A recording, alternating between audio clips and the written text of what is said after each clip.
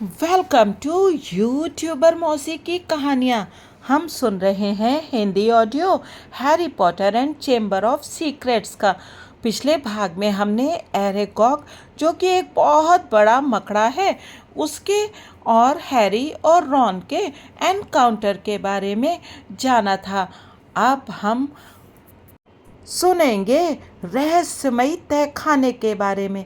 अध्याय 16, रहस्यमयी तहखाना।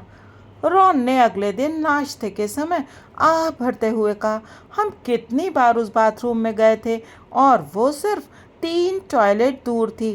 तब हम उससे आसानी से पूछ सकते थे, परंतु अब मकड़ियों की तलाश करना उनके लिए जितना मुश्किल था, उससे ज़्यादा मुश्किल था मायूस मीना से कुछ पूछना। ये लगभग असंभव था कि वे टीचर्स की नज़र बचाकर इतनी देर तक गायब रहें ताकि लड़कियों के बाथरूम में चोरी छुपे घुस सकें, खास तौर पर लड़कियों के उस बाथरूम में जिसके पास पहला हमला हुआ था।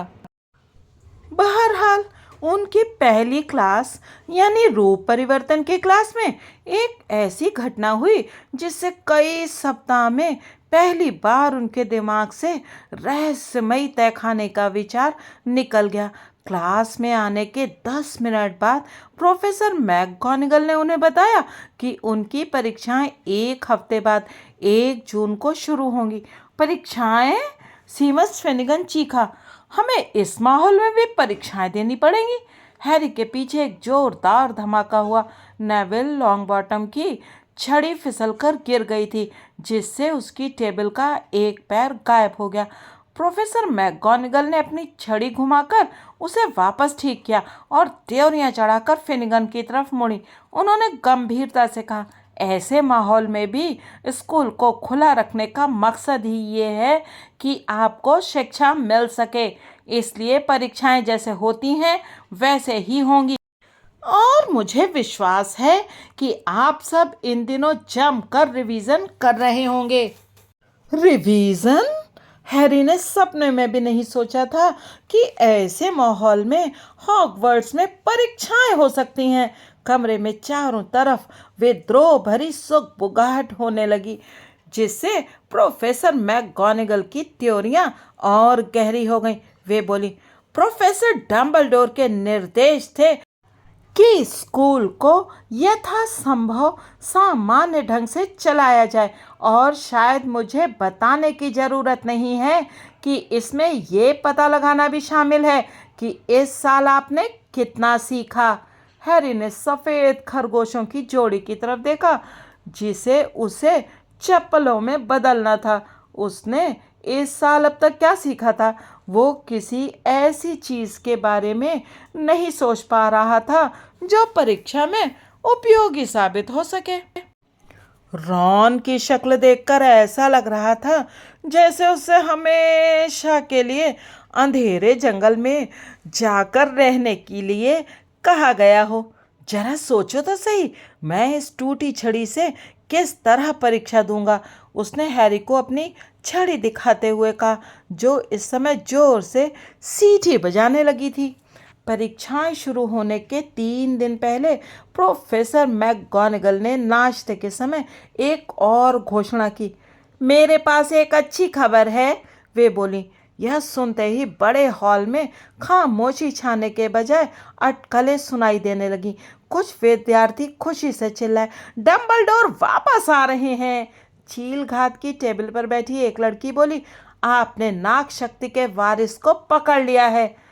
वो रोमांचित होकर चीखा, क्विडिच मैच अब फिर से शुरू हो सकते हैं।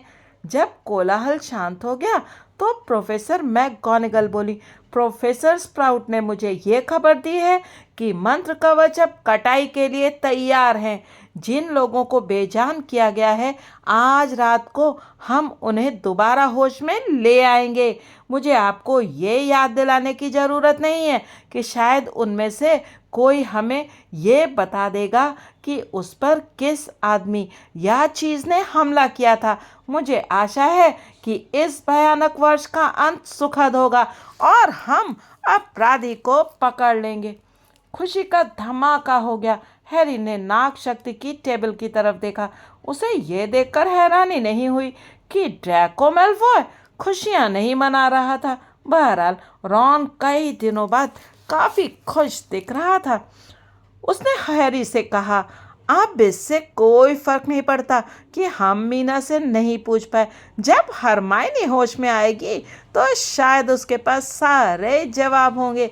देखना, वो ये सुनकर पागल हो जाएगी कि परीक्षा शुरू होने में सिर्फ 3 दिन का समय बाकी है।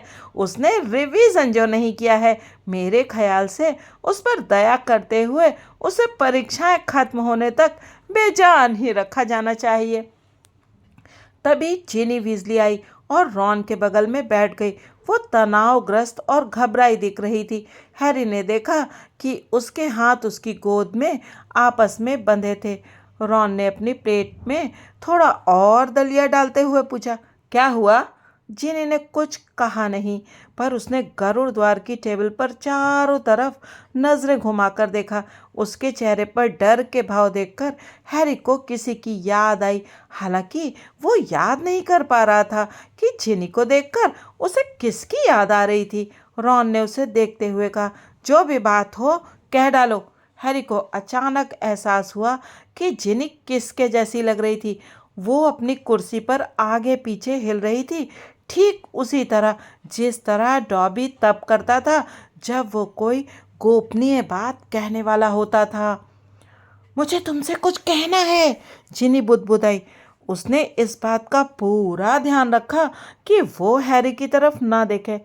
हैरी ने पूछा, क्या बात है? जिनी को देखकर ऐसा लगा जैसे उसे सही शब्द नहीं मिल रहे थे। रॉन बोला, क्या? जिनी ने अपना मुंह खोला, परंतु उसके गले से आवाज नहीं निकली। हैरी आगे झुका और शांति से बोला, ताकि सिर्फ जिनी और रॉन ही उसकी बात सुन सकें। क्या तुम रहस्यमयी तहखाने के बारे में कुछ कहना चाहती हो? क्या तुमने कुछ देखा है? कोई अजीब तरह से व्यवहार कर रहा है। जिनी ने एक गहरी सांस खींची, परंतु ठीक उसी समय थका और पीला दिख रहा पर्सी वीजली उनके पास आ गया। जिनी, अगर तुमने खाना खत्म कर लिया हो तो मैं तुम्हारी कुर्सी पर बैठ जाता हूँ। मैं भूख से मरा जा रहा हूँ। मैं अपनी पहरेदारी की ड्यूटी खत्म करके सीधा चला आ रहा हूँ। जिनी ऐसे उछली जैसे अचानक उसकी कुर्सी में करंट फैल गया हो। उसने पर्सी की तरफ एक दहशत भरी उड़ती निगाह डाली और भाग कर चली गई। पर्सी धम से बैठ गया और उसने टेबल से एक मग उठा लिया। रॉन गुस्से से बोला, पर्सी, जिनी हमें अभी कोई महत्वपूर्ण बात बताने वाली थी। चाय का आधा घूंट पीने के बीच में ही पर्सी को ठसका लगा। उसने खांसते हुए पूछा, किस तरह की बात? मैंने उससे पूछा था कि क्या उसने कोई अजीब चीज देखी थी और वो कुछ बताने ही वाली थी। पर्सी तत्काल बोला, अरे वाह, उसका रहस्यमयी तहखाने से कोई लेना देना नहीं है। रॉन ने अपनी भ्रुकुटी चढ़ाकर कहा, तुम्हें कैसे मालूम? देखो, अगर तुम जानना ही चाहते हो तो जिनी ने एक दिन मुझे देख लिया था जब मैं खैर छोड़ो। मुद्दे की बात यह है कि उसने मुझे कुछ करते देख लिया था और मैंने उससे कहा था वो उसका जिक्र किसी से भी ना करे। मुझे लगता था कि वो अपना वायदा नहीं तोड़ेगी। कोई खास बात नहीं है, सचमुच मैं तो बस थोड़ा सा। हैरी ने पर्सी को कभी इतना परेशान और व्यग्र नहीं देखा था। रॉन ने दांत दिखाते हुए पूछा, तुम क्या कर रहे थे पर्सी? चलो भी बता भी दो, हम नहीं हंसेंगे। परंतु इसके जवाब में पर्सी नहीं मुस्कुराया। मेरी तरफ रोल बढ़ा देना हैरी, मैं भूख से मरा जा रहा हूँ। हैरी जानता था कि कल तक पूरी गुत्थी बिना उनकी मदद के सुलझ जाएगी, परंतु इसके बावजूद वो तैयार था कि अगर उसे मौका मिला तो वो मायूस मीना से बात करने का अवसर नहीं गंवाएगा। और उसे ये देखकर खुशी हुई कि दोपहर के पहले ही उसे ये मौका मिल गया। ये तब हुआ जब गिलड्रॉय लॉकहार्ट विद्यार्थियों को जादू का इतिहास विषय की क्लास में ले जा रहे थे। लॉकहार्ट ने उन्हें कई बार आश्वस्त किया था कि खतरा गुजर चुका है और वे हर बार गलत साबित हुए थे। परंतु इस बार उन्हें सचमुच यकीन था कि विद्यार्थियों को गलियारों से सुरक्षित पहुंचाने की झंझट उठाने की कोई ज़रूरत नहीं थी। आज उनके बाल हमेशा की तरह चिकने नहीं थे। ऐसा लग रहा था जैसे वे रात को बहुत देर तक सोए नहीं थे और चौथी मंजिल पर पहरा दे रहे थे। उन्होंने एक मोड़ पर मुड़ते हुए कहा, मेरे शब्दों को अच्छी तरह से सुन लो। बेजान लोग जब होश में आएंगे तो उनके मुंह से निकलने वाले पहले शब्द यही होंगे, ये हैग्रिड ने किया है। सच कहूँ तो मैं हैरान हूँ कि प्रोफेसर मैकगोनागल इन सब सुरक्षा प्रबंधों को जरूरी मानती हैं। मैं आपसे सहमत हूँ सर, हैरी ने कहा। उसकी बात सुनकर रॉन ने हैरानी में अपनी किताबें गिरा दी। धन्यवाद हैरी, लॉकहार्ट ने शालीनता से कहा जब उन्होंने मेहनतकश हाउस के विद्यार्थियों की लंबी लाइन के गुजर जाने का इंतज़ार किया। मेरा मतलब है कि हम टीचर्स के पास विद्यार्थियों को उनकी क्लास तक पहुंचाने और सारी रात गश्त लगाने के अलावा भी बहुत से काम रहते हैं। आप बिल्कुल ठीक कह रहे हैं। रॉन भी अब हैरी की बात का मतलब समझ गया था। आप हमें यहीं क्यों नहीं छोड़ देते सर? हमें अब सिर्फ एक और गलियारा पार करना है। लॉकहार्ट बोले, तुम ठीक कह रहे हो वीजली। मैं सोचता हूँ कि मुझे यही करना चाहिए। मुझे जाकर अगली क्लास की तैयारी भी तो करनी है। और वे जल्दी से चल दिए। क्लास की तैयारी? रॉन ने उनके पीछे व्यंग से मुस्कुराते हुए कहा, इस बात की ज़्यादा संभावना है कि वे अपने बाल संवारने गए होंगे। हैरी और रॉन ने गरुड़ द्वार के बाकी विद्यार्थियों को अपने से आगे जाने दिया। फिर उन्होंने बगल वाले गलियारे में दौड़ लगा दी और तेजी से मायूस मीना के बाथरूम की तरफ चल दिए। परंतु जब वे अपनी शानदार योजना की सफलता पर एक दूसरे को बधाइयां दे रहे थे तभी पॉटर, वीजली, तुम लोग यहाँ क्या कर रहे हो? वहाँ पर प्रोफेसर मैकगोनागल खड़ी थी और उनका मुंह इस समय बहुत ज़्यादा पतला दिख रहा था। हम लोग रॉन अटकते हुए बोला, हम लोग जा रहे थे हरमाइनी को देखने, हैरी ने कहा। रॉन और प्रोफेसर मैकगोनागल दोनों उसे घूरने लगे। उसे देखे हुए बहुत लंबा समय हो गया है प्रोफेसर, हैरी ने जल्दी से बात आगे बढ़ाई और रॉन के पैर पर चढ़ गया। और हम सोच रहे थे कि हम अस्पताल में किसी न किसी तरह घुस जाएंगे और उसे बताएंगे कि मंत्र कवच लगभग तैयार हैं और अब चिंता करने की कोई बात नहीं है। प्रोफेसर मैकगोनागल अब भी उसकी तरफ घूर रही थी। एक पल के लिए तो हैरी को लगा कि वे गुस्सा होने वाली हैं, परंतु जब वे बोली तो उनकी आवाज़ भर्रा रही थी। जाहिर है, उन्होंने कहा। हैरी ने आश्चर्य से देखा कि उनकी मनकेदार आंखों में एक आंसू चमक रहा था। जाहिर है, मैं समझती हूँ कि ये उनके दोस्तों के लिए सबसे मुश्किल समय है जिन्हें बेजान मैं अच्छी तरह समझती हूँ। हाँ पॉटर, निश्चित रूप से तुम मिस ग्रेंजर से मिलने जा सकते हो। मैं प्रोफेसर बेंस को बता दूंगी कि तुम कहाँ गए हो। मैडम पॉम्फ्री से कह देना कि मैंने तुम्हें इजाज़त दे दी है। हैरी और रॉन चल पड़े। उन्हें विश्वास ही नहीं हो रहा था कि वे सज़ा से बच गए थे।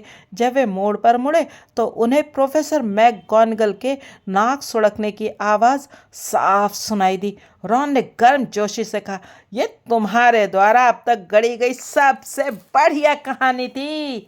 उनके पास अब और कोई विकल्प नहीं था सिवाय इसके कि वे अस्पताल जाएं और मैडम पॉम्फ्री को बताएं कि प्रोफेसर मैकगोनागल ने उन्हें हरमाइनी से मिलने की इजाज़त दे दी थी। मैडम पॉम्फ्री ने उन्हें अंदर तो जाने दिया, परंतु अनिच्छा से। किसी बेजान व्यक्ति से बात करने का कोई फायदा नहीं है, वे बोली, और उन दोनों को ये स्वीकार करना पड़ा कि वे सही थीं। वे हरमाइनी के पास बैठ गए। ये साफ था कि हरमाइनी को जरा भी आभास नहीं था कि कोई उससे मिलने आया था।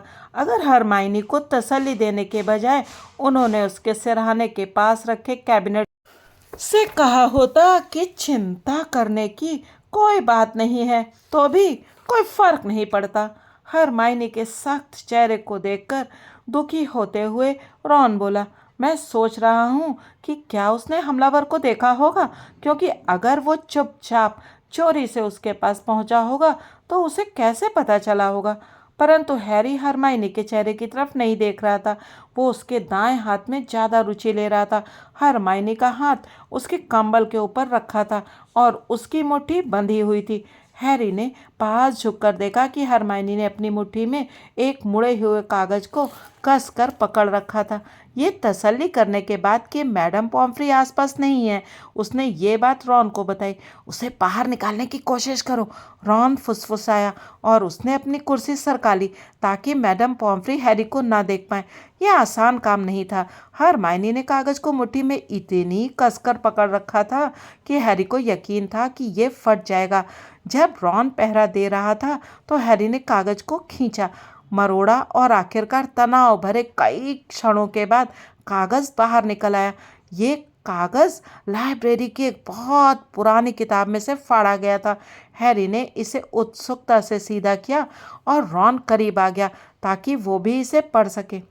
हमारी धरती पर पाए जाने वाले भयानक जानवरों में सबसे अजीब और खतरनाक जानवर है काल दृष्टि, जिसे सर्प सम्राट के नाम से भी जाना जाता है। ये दैत्याकार सांप सैकड़ों साल जीता है। ये मुर्गी के अंडे से तब पैदा होता है जब इसे मेढक के नीचे सेया जाता है।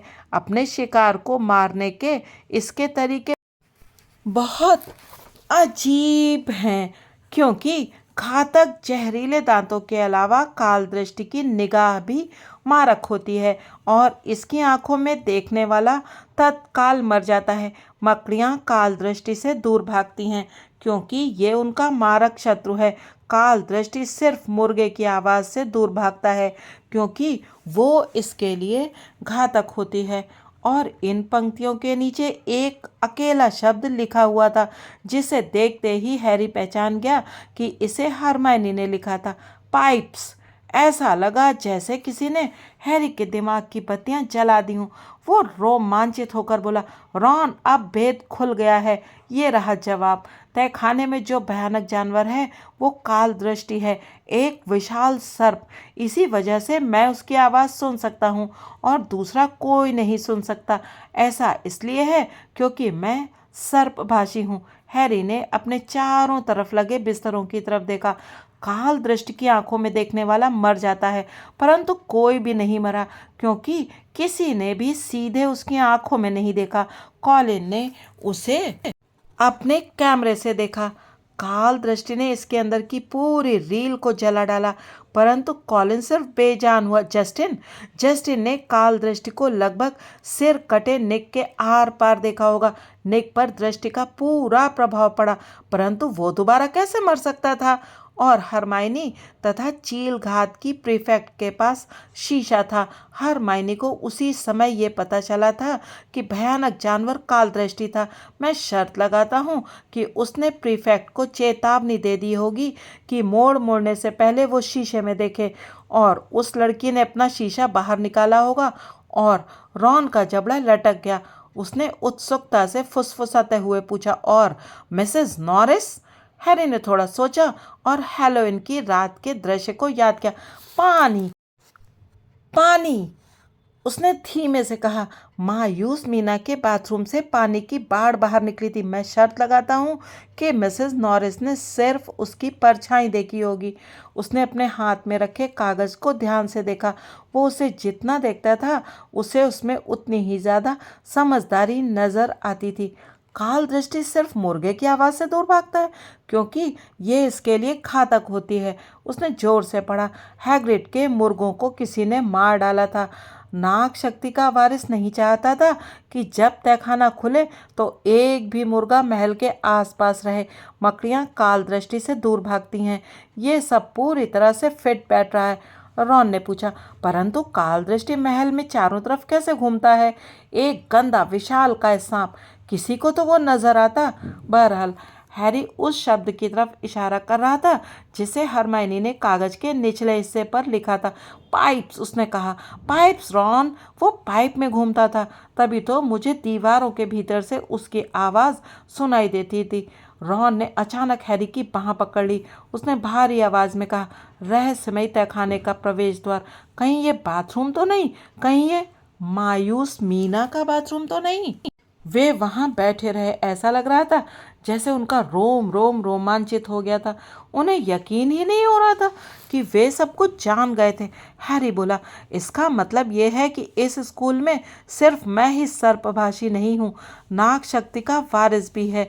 इसी तरह वो काल दृष्टि को नियंत्रित करता होगा। रॉन की आंखों में चमक थी। उसने पूछा, अब हम क्या करें? सीधे मैगगॉनिगल के पास चलें? हैरी ने उछल कर खड़े होते हुए कहा, हम स्टाफ रूम में चलते हैं। वे वहाँ पर 10 मिनट में आ जाएंगी। छुट्टी होने ही वाली है। वे नीचे की मंजिल की तरफ भागे। वे नहीं चाहते थे कि उन्हें किसी और गलियारे में पकड़ा जाए, इसलिए वे सीधे वीरान स्टाफ रूम में चले गए। ये एक बड़ा कमरा था जिसमें गहरे रंग की लकड़ी की कुर्सियां भरी थी। हैरी और रॉन चारों तरफ चहलकदमी करते रहे। वे इतने रोमांचित थे कि उनसे बैठा नहीं जा रहा था, परंतु छुट्टी का संकेत देने वाली घंटी कभी नहीं बजी। इसके बजाय गलियारों में प्रोफेसर मैगगॉनिगल की आवाज़ गूंजी, जो जादू से बहुत तेज हो गई थी। सभी विद्यार्थी तत्काल अपने अपने हाउस के हॉल में पहुंचे। सभी टीचर्स स्टाफ रूम में पहुंचे तत्काल। हैरी ने घूमकर रॉन को घूरा। कहीं एक और हमला तो नहीं हुआ इस समय? दहशत में आते हुए रॉन ने पूछा। हम क्या करें, वापस हॉल में चलें? नहीं, हैरी ने चारों तरफ देखते हुए कहा। उसकी बाईं तरफ एक बदसूरत सा वार्डरोब था जिसमें टीचर्स के चोंगे भरे थे। इसके अंदर छुप जाते हैं, पहले हम सुन तो लें कि क्या हुआ, फिर हम उन्हें बता देंगे कि हमें क्या पता चला है। उन्होंने खुद को वार्डरोब में छुपा लिया। उन्हें ऊपर से सैकड़ों कदमों की आवाज़ें आ रही थी। स्टाफ रूम का दरवाज़ा बार बार खुलता रहा। चोगों की तह के बीच में से उन्होंने टीचर्स को कमरे में आते देखा। उनमें से कई हैरान थे और कई डरे हुए थे। फिर प्रोफेसर मैगगॉनिगल आई। उन्होंने स्टाफ रूम में एकत्रित खामोश टीचर्स को बताया। जिसका डर था वही हुआ। भयानक जानवर एक विद्यार्थी को उठाकर ले गया है, सीधे अपने तहखाने में। प्रोफेसर फ्लेटविक की चीख निकल गई। प्रोफेसर स्प्राउट ने अपने मुंह पर हाथ रख लिया। उसने अपने कुर्सी की पीठ को बहुत कस कर पकड़ा और पूछा, आप इतने विश्वास से कैसे कह सकती हैं? प्रोफेसर मैगगॉनिगल, जिनका चेहरा बिल्कुल सफ़ेद पड़ चुका था, बोली, नाग शक्ति के वारिस ने एक और संदेश छोड़ा है। पहले वाले संदेश के ठीक नीचे उसका कंकाल हमेशा के लिए तहखाने में पड़ा रहेगा। प्रोफेसर फ्लेटविक आंसुओं में डूब गए। कमजोर घुटनों के कारण मैडम हुच ने एक कुर्सी पर गिरते हुए पूछा, भयानक जानवर किसे उठाकर ले गया है? जिनी वीजली को, प्रोफेसर मैगगॉनिगल ने कहा। हैरी ने महसूस किया कि यह सुनकर रॉन बिना आवाज के फिसला और वार्डरोब के फर्श पर गिर गया। प्रोफेसर मैगगॉनिगल बोली, हमें सभी विद्यार्थियों को कल ही घर भेजना होगा। अब हॉगवर्ट्स बंद हो जाएगा। डंबलडोर हमेशा कहते थे। स्टाफ रूम का दरवाज़ा एक बार फिर धड़ाक से खुला। एक पल के लिए तो हैरी को लगा डंबलडोर आए होंगे, परंतु जो प्रोफेसर अंदर आए थे वे डंबलडोर नहीं बल्कि लॉकहार्ट थे और वे मुस्कुरा रहे थे। माफ़ कीजिए, जरा आँख लग गई थी। क्या हो गया? उसका ध्यान इस तरफ नहीं गया कि बाकी टीचर्स उनकी तरफ ऐसे अंदाज में देख रहे थे जो नफरत से मिलता जुलता था। स्नेप आगे बढ़े। वे बोले, आखिरकार हमारे बीच अब वो आदमी आ गया है जिसकी हमें ज़रूरत है। लॉकहार्ट, भयानक जानवर एक लड़की को उठाकर ले गया है। वो उसे रहस्यमयी तहखाने के भीतर ले गया है। अब आपकी परीक्षा की घड़ी आ चुकी है। लॉकहार्ट का चेहरा पीला पड़ गया। ये सही है गिल्डरॉय, प्रोफेसर स्प्राउट बोली। पिछली रात को आप ही तो कह रहे थे कि आप पहले से जानते हैं कि रहस्यमयी तहखाने का प्रवेश द्वार कहाँ है। मैं लॉकहार्ट एकदम हड़बड़ाकर बोले। प्रोफेसर फ्लेटविक ने सुरीली आवाज़ में कहा, हाँ, आपने मुझे भी तो बताया था कि आप यकीन के साथ जानते हैं कि इसके भीतर क्या था। क्या क्या मैंने बताया था? मुझे याद नहीं आ रहा है। स्नेप बोले, मुझे अच्छी तरह याद है। आपने मुझसे कहा था कि आपको इस बात का अफसोस है कि हैग्रिड के गिरफ्तार होने से पहले आपको उस भयानक जानवर से जूझने का मौका क्यों नहीं मिला। क्या आपने नहीं कहा था कि पूरे मामले को गलत तरीके से संभाला गया था और आपको शुरू से ही इस मामले में पूरी छूट दी जानी चाहिए थी? लॉकहार्ट ने अपने सख्त चेहरे वाले सहयोगियों की तरफ घूरा। मैं सचमुच नहीं, आपने शायद गलत समझ लिया। तो यही तय रहा, हम ये काम आप पर छोड़ते हैं गिल्डरॉय, प्रोफेसर मैगगॉनिगल ने कहा। ये काम करने के लिए आज रात का समय बहुत अच्छा रहेगा। हम आपको वचन देते हैं कि आपके रास्ते में कोई नहीं आएगा। आप भयानक जानवर से अकेला ही मुकाबला करने में सक्षम हैं। अब अंततः हम आपको उससे अपने तरीके से निपटने की पूरी छूट देते हैं। लॉकहार्ट ने घबराकर चारों तरफ देखा, परंतु उनके बचाव के लिए कोई आगे नहीं आया। वे इस समय दूर दूर तक आकर्षक नहीं दिख रहे थे। उनके होंठ कांप रहे थे और आम तौर पर नजर आने वाली उनकी दांत दिखाऊ मुस्कान के न रहने से उनकी ठुड्डी कमजोर दिख रही थी और वे दुबले नजर आ रहे थे। आखिरकार वे बोले, बहुत अच्छा, मैं अपने ऑफिस जाता हूँ और तैयारी करता हूँ। और वे कमरे से चले गए। ठीक है, प्रोफेसर मैकगोनागल बोली, जिनके नथुने फड़क रहे थे। इस तरह इससे तो हमारा पीछा छूटा। अब सारे हाउसों के प्रमुख जाएं और अपने विद्यार्थियों को बताएं कि क्या हुआ है। उन्हें बता दें कि हॉगवर्ट्स एक्सप्रेस उन्हें कल सुबह उनके घर ले जाएगी। बाकी के लोग कृपया यह सुनिश्चित करें कि कोई विद्यार्थी हाउस के हॉल के बाहर ना रह गया हो। टीचर्स उठे और एक एक करके चले गए। ये शायद हैरी के जीवन का अब तक का सबसे बुरा दिन था। वो, रॉन, फ्रेड और जॉर्ज गरुड़ द्वार के हॉल के एक कोने में एक साथ बैठे थे, परंतु एक दूसरे से कुछ कहने में असमर्थ थे। पर्सी वहाँ नहीं था। वो पहले तो मिस्टर और मिसेस वीजली को उल्लू भेजने गया और फिर उसने खुद को अपने कमरे में बंद कर लिया। दोपहर पहले कभी इतनी लंबी नहीं लगी थी, ना ही कभी गरुड़ द्वार का टावर इतना भीड़ भरा होने के बावजूद खामोश रहा था। सूर्यास्त के करीब फ्रेड और जॉर्ज से वहाँ नहीं बैठा गया, इसलिए वे अपने बिस्तर पर चले गए। वो कुछ जानती थी हैरी, रॉन बोला। स्टाफ रूम के वार्डरोब में जब वो अंदर घुसे थे उसके बाद रॉन का मुंह पहली बार खुला था, इसीलिए उसे भयानक जानवर ले गया।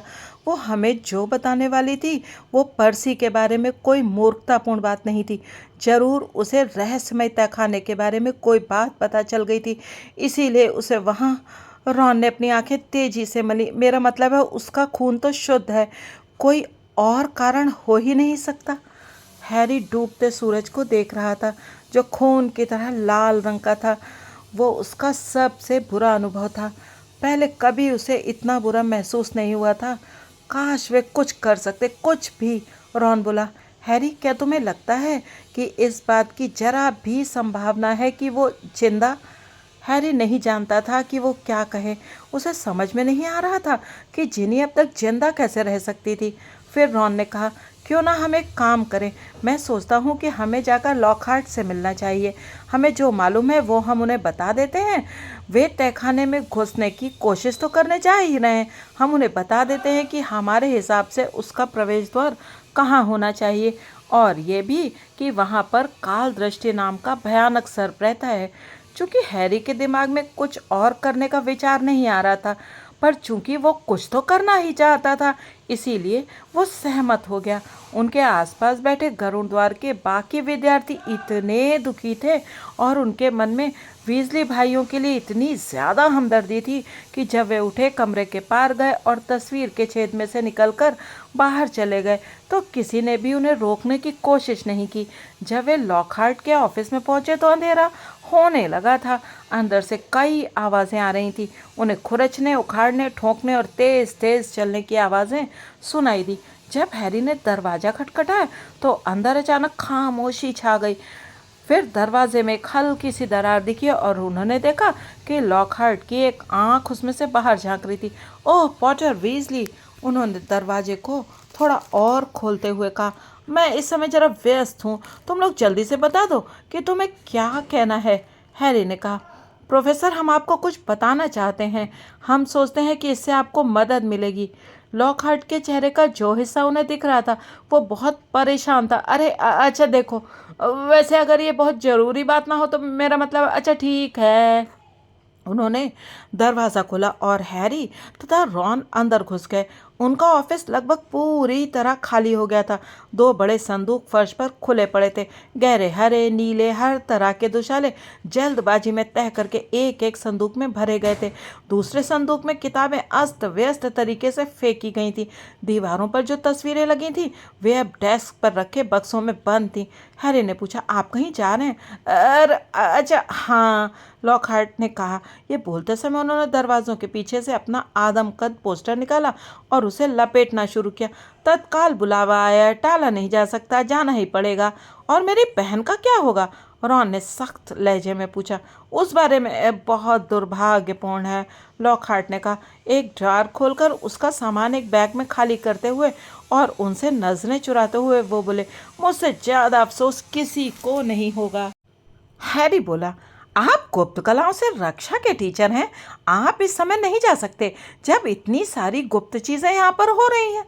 लॉकहार्ट ने अपने कपड़ों पर मोजे रखते हुए कहा, देखो, जब मैंने ये नौकरी की थी तो मुझे किसी ने भी नहीं बताया था कि मुझे इस तरह का काम भी करना पड़ेगा। मुझे बिल्कुल उम्मीद ही नहीं थी। हैरी ने अविश्वास से पूछा, आपके कहने का मतलब है आप डर कर भाग रहे हैं उन सारे कारनामों के बाद भी जो आपने अपनी किताबों में किए हैं? किताबें गुमराह कर सकती हैं, लॉकहार्ट ने नज़ाकत से कहा। हैरी चिल्लाया, परंतु आपने उन्हें लिखा है। मेरे प्यारे बच्चे, लॉकहार्ट सीधे तनकर खड़े हुए और हैरी की तरफ त्योरियां चढ़ाकर देखते हुए बोले, अपनी बुद्धि का इस्तेमाल करो। अगर लोग ये सोचते कि मैंने ये सारे हैरत अंगेज कारनामे नहीं किए हैं तो मेरी किताबें आधी भी नहीं बिकती। कोई भी किसी बदसूरत बूढ़े आर्मेनियन जादूगर के बारे में नहीं पढ़ना चाहता, भले ही उसने किसी गांव को आदम भेड़ियों से बचाया हो। वो पुस्तक के कवर पर भयानक दिखेगा, उसे कपड़े पहनने का सलीका नहीं होगा। और जिस जादूगरनी ने खतरनाक परी को भगाया था उसकी ठुड्डी पर बाल थे। मेरा मतलब है, इसे इस तरह से देखो। हैरी ने अविश्वास से कहा, तो आपने उन कामों का श्रेय लिया है जो दूसरों ने किए? हैरी हैरी, लॉकहार्ट ने अपने सिर को अधीरता से हिलाते हुए कहा, यह इतना आसान नहीं था, इसमें बहुत मेहनत करनी पड़ी। मुझे उन लोगों को खोजना पड़ा, उनसे पूछना पड़ा कि उन्होंने वो काम किस तरह से किया था।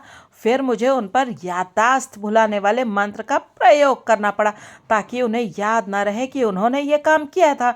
अगर कोई चीज़ है जिस पर मुझे गर्व है तो वो ये है कि मैं याददाश्त भुलाने वाले मंत्र बहुत अच्छी तरह पढ़ सकता हूँ। नहीं, ये आसान नहीं था, इसमें बहुत मेहनत करनी पड़ी हैरी। ये सिर्फ किताबों पर ऑटोग्राफ देने या प्रचार के लिए फ़ोटो खिंचवाने जितना आसान नहीं था। अगर आपको शोहरत चाहिए तो आपको लंबे समय तक कड़ी मेहनत करने के लिए तैयार रहना चाहिए। लॉकहार्ट ने अपने संदूक बंद करके उन पर ताला लगाया। फिर वे बोले, अब क्या बचा है? मुझे लगता है सब कुछ हो गया। हाँ, बस एक चीज़ बची है। उन्होंने अपनी छड़ी निकाली और हैरी और रॉन की तरफ मुड़े। बहुत अफसोस है लड़कों, परंतु मुझे अब तुम पर भी याददाश्त भुलाने वाले मंत्र का प्रयोग करना पड़ेगा। मैं ये बर्दाश्त नहीं कर सकता कि तुम लोग मेरे रहस्यों को सबके सामने चिल्लाते फिरो, तब तो मेरी एक भी किताब नहीं बिकेगी। हैरी का हाथ सही समय पर अपनी छड़ी तक पहुंच गया। लॉकहार्ट ने अपनी छड़ी मुश्किल से उठाई ही थी कि तभी हैरी गिर जा। निरास्त्र भव! लॉकहार्ट धमाके के साथ पीछे जाकर अपने संदूक पर गिर गए। उनकी छड़ी उनके हाथ से छूटकर हवा में उड़ी, जिसे रॉन ने झेल लिया और खुली खिड़की से बाहर फेंक दिया। प्रोफेसर स्नेप को हमें ये नहीं सिखाने देना चाहिए था, हैरी ने गुस्से से कहा और लॉकहार्ट के संदूक को लात मारकर एक तरफ कर दिया। लॉकहार्ट उसकी तरफ देखते रहे और एक बार फिर कमजोर से दिखने लगे। हैरी ने अपनी छड़ी उनकी तरफ तान रखी थी। तुम मुझसे क्या करवाना चाहते हो? लॉकहार्ट ने मरी हुई आवाज में कहा। मैं नहीं जानता कि रहस्यमय तहखाना कहाँ है। ऐसा कुछ नहीं है जो मैं कर सकता हूँ। तुम्हारी किस्मत अच्छी है, लॉकहार्ट को छड़ी दिखाकर खड़े होने का इशारा करते हुए हैरी बोला। हम जानते हैं कि तहखाना कहाँ है और उसके भीतर क्या है। आओ चलें। उन्होंने लॉकहार्ट को उसके ऑफिस से बाहर निकाला और सबसे पास वाली सीढ़ियों से नीचे उतरते हुए उस अंधेरे गलियारे में ले गए जहां दीवार पर संदेश चमक रहे थे। फिर वे मायूस मीना के बाथरूम के दरवाजे तक पहुंच गए। उन्होंने सबसे पहले लॉकहार्ट को अंदर भेजा। हैरी ये देखकर खुश हुआ कि लॉकहार्ट कांप रहा था। मायूस मीना आखिरी टॉयलेट में बैठी थी। हैरी को देखकर वो बोली, अच्छा तो तुम हो, इस बार तुम क्या करना चाहते हो? हैरी ने कहा, मैं तुमसे ये पूछना चाहता हूँ कि तुम्हारी मौत कैसे हुई थी।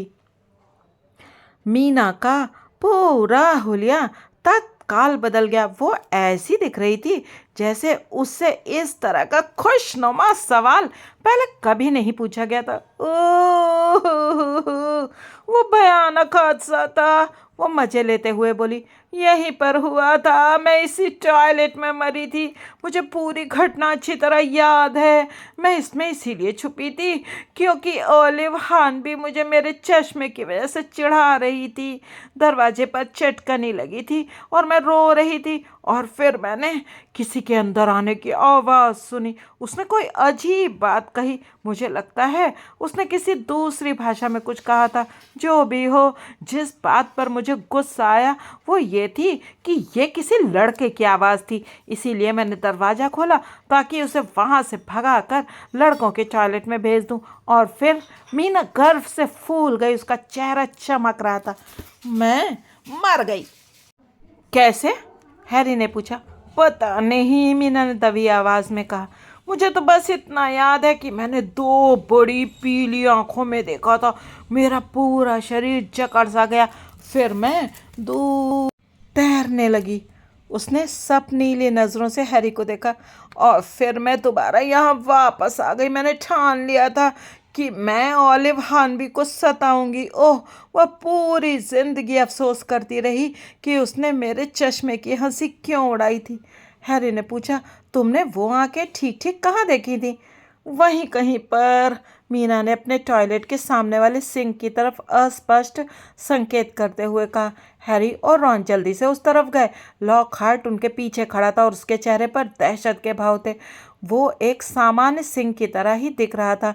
उन्होंने इसकी बारीकी से जांच की, अंदर भी और बाहर भी। उन्होंने नीचे के पाइप की भी जांच की और फिर हैरी को एक चीज़ दिखी।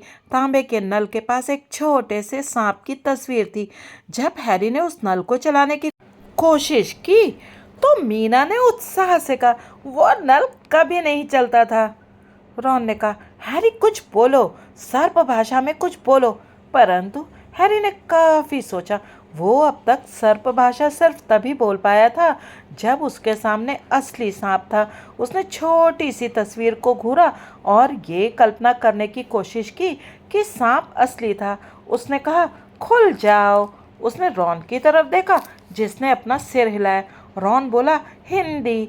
हैरी ने दोबारा सांप की तरफ देखा और अपनी पूरी कल्पना शक्ति से यह विश्वास करने की कोशिश की कि वो असली था। सिर हिलाने पर मोमबत्ती की रोशनी में उसे सांप हिलता हुआ दिख रहा था। उसने कहा, खुल जाओ। उसने कहा तो यही था, परंतु जो सुनाई दिया वो ये नहीं था। उसके मुंह से एक अजीब सी फुफकार निकली। तत्काल नल चमकदार सफ़ेद रोशनी में नहा गया और घूमने लगा। अगले ही पल सिंक खेलने लगा।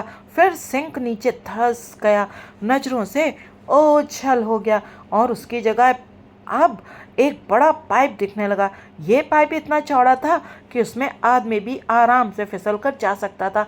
हैरी ने रॉन को हाँफ कर सांस लेते सुना और दोबारा ऊपर देखा। उसने फैसला कर लिया था कि वो क्या करेगा।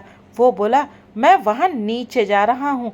जब उन्होंने तहखाने का प्रवेश द्वार खोज लिया था और जब तक इस बात की जरा सी भी हल्की सी भी दूर तक भी संभावना थी कि जेनी जिंदा हो सकती है, तो अब वो पीछे कैसे हट सकता था? मैं भी, रॉन ने कहा। कुछ देर तक खामोशी छाई रही। अच्छा, तुम लोगों को मेरी ज़रूरत तो पड़ेगी नहीं, लॉकहार्ट ने कहा और उसके चेहरे पर उसकी पुरानी मुस्कुराहट की छाया दिख रही थी। मैं बस।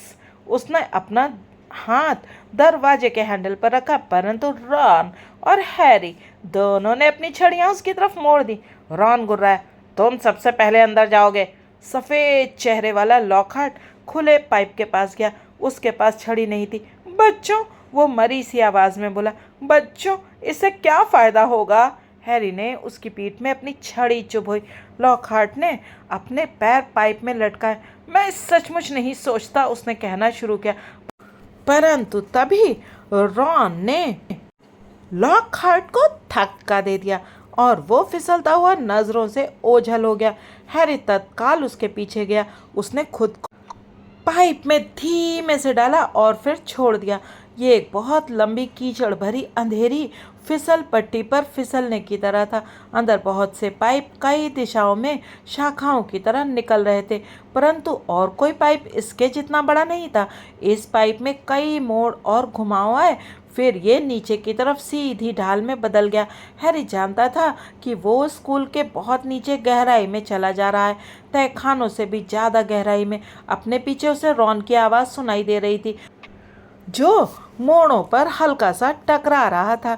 और फिर जब वो चिंता करने लगा कि ज़मीन से टकराने पर क्या होगा, तभी पाइप समतल हो गया और वो इसके सिरे से बाहर निकलकर धप की आवाज़ के साथ गिरा।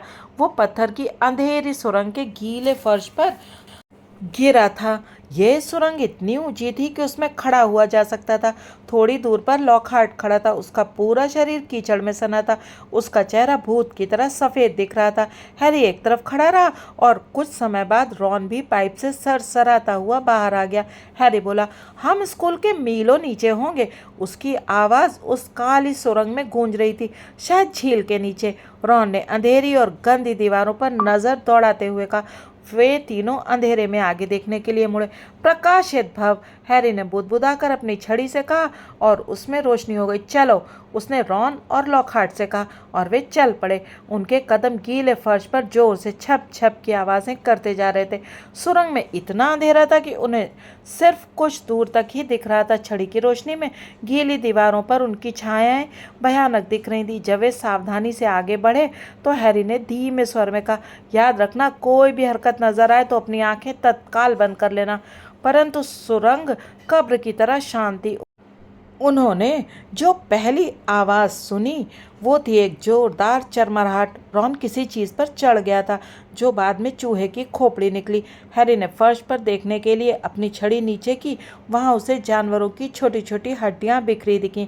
उसने बहुत कोशिश की कि वो ये कल्पना ना करे कि जब जिनी उन्हें मिलेगी तो किस तरह दिख रही होगी। हैरी सबसे आगे चलने लगा और सुरंग में एक अंधेरे मोड़ पर मुड़ गया। हैरी, वहाँ पर कुछ है, रॉन ने हैरी का कंधा पकड़ते हुए भर्राई आवाज़ में कहा। वे पत्थर की तरह खड़े होकर देखते रहे। हैरी को सुरंग के पार किसी बड़ी और घुमावदार चीज़ की आकृति दिख रही थी, जो स्थिर थी। शायद वो सोया होगा। उसने बाकी दोनों की तरफ देखते हुए धीमे से कहा। लॉकहार्ट ने अपने हाथ अपनी आंखों पर कस कर रख लिए थे। हैरी उस चीज़ की तरफ देखने के लिए पलटा। उसका दिल इतनी तेज़ी से धड़क रहा था कि उसके सीने में दर्द होने लगा। हैरी बहुत धीमे धीमे अपनी आंखें कम से कम खोलकर देखते हुए आगे बढ़ा। उसने अपनी छड़ी उठा रखी थी। छड़ी की रोशनी एक दैत्याकार केंचुली पर पड़ी। जहरीले हरे रंग की यह मुड़ी हुई केंचुली सुरंग के फर्श पर पड़ी थी।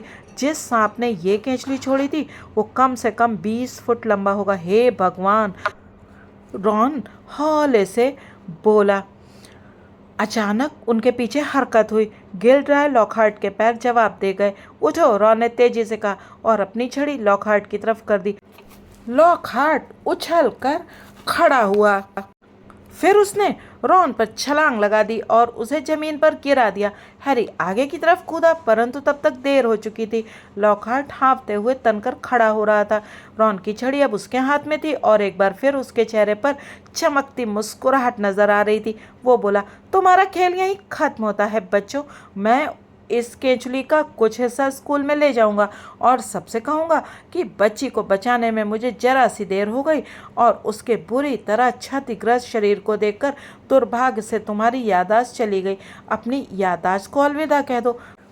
उसने रॉन की सेलो टेप लगी छड़ी अपने सिर के ऊपर उठाई और चिल्लाया, विस्मृत भव। छड़ी में किसी छोटे बम की तरह धमाका हुआ। हैरी ने अपने हाथ अपने सिर के ऊपर रख लिया और दौड़ लगा दी। वो सांप की केंचुली की कुंडलियों पर फिसलते हुए आगे भाग रहा था। वो सुरंग की छत से गिरते बड़े पत्थरों से दूर जा रहा था, जो फर्श पर धड़ाधड़ गिर रहे थे। अगले ही पल वो टूटी चट्टान की ठोस दीवार को देखता हुआ अकेला खड़ा था। रॉन! वो चिल्लाया, तुम ठीक तो हो रॉन? मैं यही हूँ। चट्टान के पीछे से रॉन की दबी आवाज आई। मैं तो ठीक हूँ, परंतु ये आदमी ठीक नहीं है। उसके मंत्र से उसकी खुद की याददाश्त चली गई है। एक हल्की धम और एक जोरदार आह सुनाई दी। ऐसा लगा जैसे रॉन ने लॉकहार्ट के पैर में लात मारी हो। रॉन हताशा भरे स्वर में बोला, अब क्या करें? हम पार नहीं आ सकते, इसमें सदियां लग जाएंगी। हैरी ने सुरंग की छत की तरफ देखा। उसमें कई बड़ी बड़ी दरारें उभर आई थीं। उसने पहले कभी जादू से इन चट्टानों जितनी बड़ी चीज को तोड़ने की कोशिश नहीं की थी। वैसे भी ऐसी कोशिश करने के लिए ये समय सही नहीं था। ये भी तो हो सकता था कि पूरी सुरंग ही धंस जाए। चट्टानों के पीछे से धम तथा आग की आवाजें फिर से आईं। वे समय बर्बाद कर रहे थे, जिन्हीं कई घंटों से रहस्यमय तहखाने में थी। हैरी जानता था कि सिर्फ एक ही रास्ता था जिससे काम बन सकता था। वो रॉन से बोला, वहीं इंतजार करो, लॉकहार्ट के पास ठहरो, मैं आगे जाता हूँ। अगर मैं 1 घंटे में वापस नहीं आया तो। इसके बाद एक बहुत अर्थपूर्ण विराम था। मैं चट्टानों को थोड़ा खिसकाने की कोशिश करूंगा, रॉन बोला।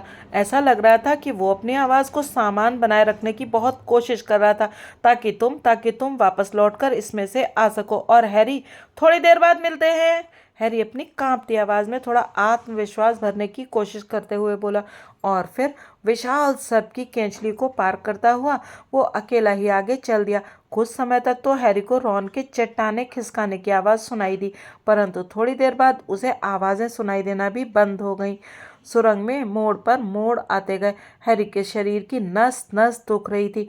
वो चाहता था कि सुरंग खत्म हो जाए, परंतु साथ ही उसे डर भी सता रहा था, जिसे सुरंग खत्म होने पर उसकी मुठभेड़ होगी। और फिर आखिरकार जब वो एक और मोड़ पर मुड़ा तो उसने अपने सामने एक ठोस दीवार देखी। उस पर 2 गुथे हुए सांप उकेरे गए थे, जिनकी आंखें बड़े चमकदार पन्नों से बनी थी। हैरी पास गया। उसका गला पूरी तरह से सूख रहा था।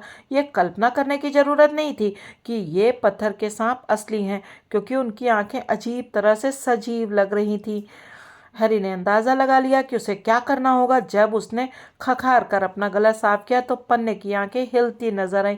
खुल जाओ, हैरी ने धीमे से फुफकारते हुए कहा। सांप अलग अलग हो गए और दीवार खुल गई। दीवार के दोनों हिस्से ओझल हो गए और सिर से पैर तक कांपता हुआ हैरी अंदर चला गया। तो चलिए, हैरी तहखाने के अंदर चला गया और वो अब जान जाएगा कि नाग शक्ति का वारिस कौन है और क्या जिनी जिंदा मिलेगी। आगे क्या होगा ये जानेंगे हैरी पॉटर और रहस्यमय तहखाने के अगले भाग में। तब तक आप बने रहिए यूट्यूबर मौसी की कहानियों के साथ और सुनते रहिए हैरी पॉटर की ये मज़ेदार कहानी। यदि आपको ये कहानी अच्छी लगी हो और आप ऐसी ही और कहानियाँ सुनना चाहते हो तो कृपया चैनल को सब्सक्राइब कीजिएगा और वीडियो को लाइक भी कीजिएगा। Thanks for watching.